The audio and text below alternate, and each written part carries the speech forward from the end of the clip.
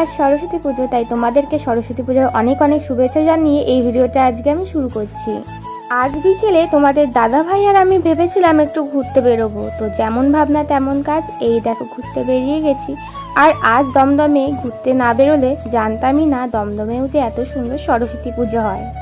আমরা ছোটবেলায় কতই না আনন্দ করতাম এই সরস্বতী পুজোর দিনটায়। এক সপ্তাহ আগে থাকতেই সব স্কুলে চিঠি দিতে চলে যেতাম, স্কুল পরিষ্কার করতাম, সকাল সকাল মায়ের কাছে শাড়ি পরে অঞ্জলি দিতে যাওয়া, এই জিনিসগুলো মনে পড়লেই যেন এখন চোখে জল চলে আসে। এই ছোট্ট ছোট্ট আনন্দগুলোই এখন আমাদের কাছে স্মৃতি হয়ে রয়ে যাবে। যাই হোক, এই দেখো গল্প করতে করতে কিন্তু আমরা মণ্ডপে চলে এসেছি। এই প্যান্ডেলে ঢোকার পর কিন্তু আমার বেশ ভালোই লাগছিল, কারণ সরস্বতী পুজোয় এত সুন্দর প্যান্ডেল আমাদের চোখে কিন্তু খুব কমই পড়ে। তো চলো আমাদের সাথে তোমরাও একটু মণ্ডপটি ঘুরে দেখে নাও, আর কমেন্টে জানিও এই মণ্ডপটি তোমাদের কেমন লাগলো। আর মণ্ডপ দেখলেই কিন্তু শুধু হবে না, তার সাথে প্রতিমা দর্শনও করতে হবে। দেখতেই পাচ্ছ আমি কিন্তু ওপরে নিচে সব খুঁটিয়ে খুঁটিয়ে দেখছিলাম, এত নিখুঁত হাতের কাজ আমার কাছে খুব সুন্দরই লেগেছে। তোমাদের কেমন লাগলো তোমরা কিন্তু অবশ্যই কমেন্টে জানিও।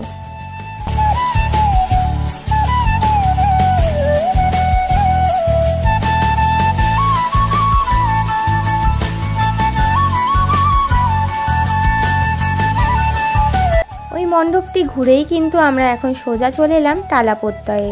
আর টালা প্রত্যয়ের এই গেটের সামনেই কিন্তু একটি মেয়ে ভিডিও পোস্ট করে বলেছে এখানে আসার জন্য নাকি গেস্ট কার্ডের প্রয়োজন, কিন্তু একেবারেই সে ভুল বলেছে, কারণ এখানে অনেকটাই ভিড় ছিল, সেটা আমি মানছি, কিন্তু গেস্ট কার্ডের কোনো প্রয়োজন নেই। তাই বলছি যাদের যাদের এখানে আসার খুব ইচ্ছে ঝটাফট করে চলে এসো, খুব সুন্দর হয়েছে এই থিমটি। তোমাদের দাদা ভাই বারবার করে আমাকে বলছিল বাঙালি ভাই সব পারে, কারণ দুর্গাপুজোর মতোই কিন্তু সবাই এখানে ঘুরতে এসেছিল। অনেকটা হেঁটে আসার পরে কিন্তু এখানে ছোট্ট একটি লাইন পড়েছিল, কিন্তু দুর্গাপুজোর তুলনায় কিন্তু অনেকটাই ছোট লাইন। এই লাইনে দাঁড়িয়ে ঠাকুর দেখার মজাই কিন্তু আলাদা, তোমরা কি বলো? সরস্বতী পূজায় লাইন দিয়ে ঠাকুর দেখছি।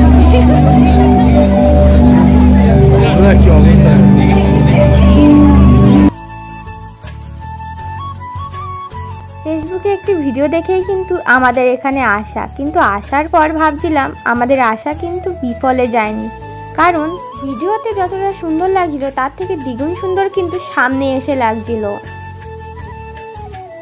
প্রতিমা দর্শন তো করেই নিলে, এবার চলো প্যান্ডেলে কতটা ভিড় হয়েছে সেটাও তোমাদেরকে ঘুরে দেখাই।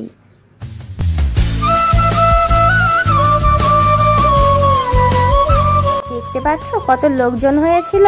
তোমরা কিন্তু ঘরে বসে থেকো না, ঝটাপট চলে এসো, সত্যি প্যান্ডেলটা খুবই সুন্দর হয়েছিল, নইলে এতটা ভিড় হতো না। প্যান্ডেলের বাইরের দিকটায় প্রচুর বড় একটি মেলা বসেছে, তোমরা যারা যারা মেলা দেখতে পছন্দ করো এখানে আসতে পারো, কারণ মেলাটা কিন্তু অনেক বড়, হাঁটতে হাঁটতে আমাদের পাটা পুরো ব্যথাই হয়ে গেছে। আর তার সাথে রাইডের তো কোনো অভাবই নেই। আমি তোমাদের দাদাভাইকে বারবার বলছিলাম চলো না একটা দোলনা চড়ি, কিন্তু তোমাদের দাদাভাই এত ভীতু কোনো দোলনায় উঠতেই পারে না। তাই আমার আর তো কিছু করার নেই, দাঁড়িয়ে দাঁড়িয়ে শুধু দেখেই যেতে হবে, চড়তে তো আর পারবো না। তোমাদের দাদাভাইকে কিন্তু অনেক জোর করেছিলাম, কিন্তু ও এত ভয় পায়, ও উঠতেই পারবে না। তোমাদের কার কার বড়মশাইরা এমন ভীতুর ডিম অবশ্যই কিন্তু কমেন্টে জানিয়ে যেও। মেলায় অনেক রকমের খাবারের স্টল বসেছে, কিন্তু আমাদের চোখটা পাঁপড় ভাজার দিকেই আটকে গেল, কারণ মেলায় এসে পাঁপড় ভাজা খাওয়ার মজাটাই আলাদা। এবার আমার এই রিয়াকশনটা দেখে তোমরা অনেকে অনেক কথাই ভাববে যে এত এক্সাইটেড কেন পাঁপড় ভাজা খাওয়ার জন্য, কিন্তু সত্যি কথা শোনো, বাড়িতে কিন্তু আমি পাঁপড় ভাজা প্রত্যেক দিনই খাই, কিন্তু মেলায় এসে পাঁপড় ভাজা খাওয়ার মজাটাই আলাদা।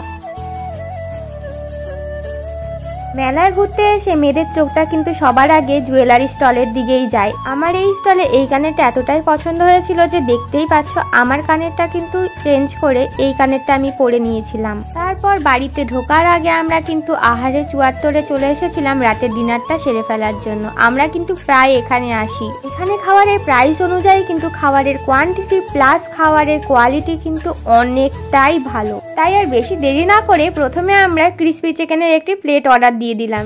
আমি খাওয়ার সময় কিন্তু তোমাদের দাদাভাই ক্যামেরাটা ধরে দিয়েছিল, তাই আমি একা কেন খাবো, তোমাদের দাদাভাইকেও কিন্তু একটা ক্রিসপি চিকেন আমি তুলে দিলাম মুখে। একটা খাওয়া শেষ হতে না হতেই কিন্তু আমাদের আরেকটা খাওয়া চলে এলো। এখানে কিন্তু আমরা অর্ডার দিয়েছিলাম চিলি চিকেন আর এগ ফ্রাইড রাইস। আমরা দুজনেই কিন্তু ঘুরতে খুব ভালোবাসি, তাই প্রত্যেকটা অকেশনেই আমরা ঘরে বসে না থেকে বাইরে ঘুরতে বেরোই। এই তো আমাদের একটা ছোট্ট লাইফ।